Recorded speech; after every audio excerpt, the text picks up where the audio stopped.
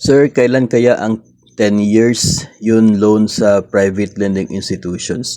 So, ito po ay madalas din po na tinatanong kasi marami po yung excited dito. No?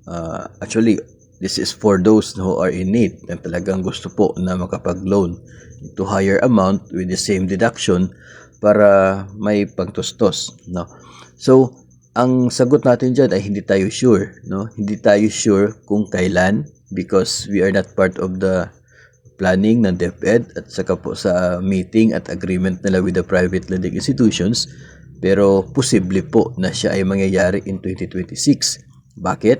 Kasi sa kasalukuyan po ay mayroong existing na agreement ang DepEd at saka po itong mga private lending institutions. Yung agreement po nila na siya pong parang binding sa ngayon until December 31, 2025. So, yun po yung effectivity ng agreement nila.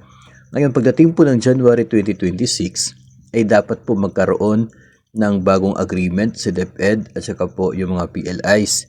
No?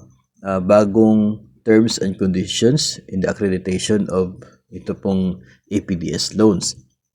So, dahil po magkakaroon ng bago na terms and conditions agreement, ay pwedeng magkaroon ng pagbabago sa mga nilalaman ng kanila pong kasunduan.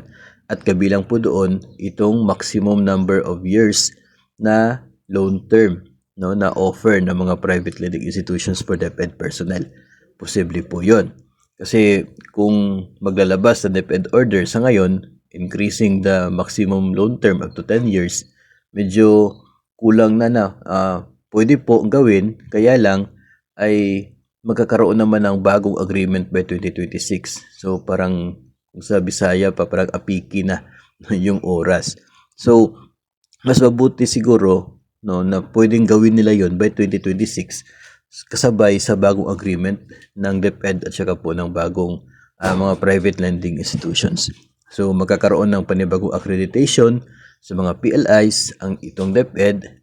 So, may mga PLIs na pwedeng hindi na maging eligible na mag-offer ng loan, which is hindi natin madalas na nakikita po yun na naririnig. Nangyayari lamang yan kapag may order ng BSP na talagang hindi qualified to operate as a lender ito pong isang institution. Pwede rin po na madagdagan ang mga lenders, mga lending institutions na nagpapautang sa DepEd. So, abangan na lamang po natin by end of 2025 o kaya ay early 2026 kung ano po yung mangyayari. Kasi, expected po natin by early 2026, marami na po yung mga gustong mag-loan dahil po sa implementation ng third tranche of salary increase.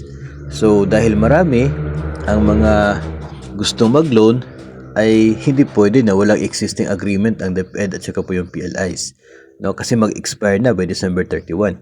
So, dapat itong DepEd ay bilisan yung pag-accredit ng mga lending institutions. No? Dahil po dito sa paparating na salary increase na magiging in demand ang loan. So, nakikita po natin yan by maybe end of 2025, no? Ay baka magkakaroon ng bagong agreement since meron naman po silang meeting ang DepEd and the PLIs early 2025. So, abangan na lamang po natin yan and we will look forward kasi po kapag lalabas ang bagong agreement ay talaga pong ibabahagi natin sa inyo.